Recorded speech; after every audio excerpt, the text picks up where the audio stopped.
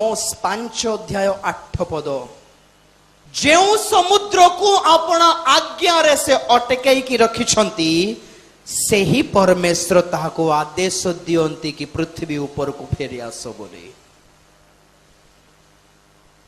God is in action. प्रभु को धन्यवाद देबा। हालेलुया, जोर से हालेलुया।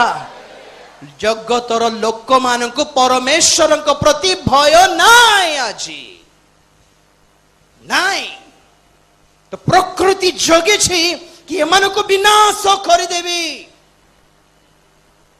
प्रकृति पूरा जगी छे आज्ञा केते समय लागिबो पृथ्वी विनष्ट हेबा पाई, केते समय लागिबो सारा पृथ्वी जलप्लावन रे विनष्ट हेबा पाई, केते समय लागिबो गोटे 10टी एस्टेरॉइड्स धक्का मार देले हेइगला आज्ञा पृथ्वी पाई।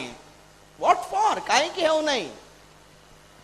प्रभु गोटे कथा कहले, से ही नगर रे 10 जन धार्मिक माने थिले हैं, से नगर को मु विनाश करिबे नाही। एंड द धार्मिक लोक इज ख्रीष्टीय मंडली। ताली मारी जोर से हालेलुया। हमें धार्मिक को नहीं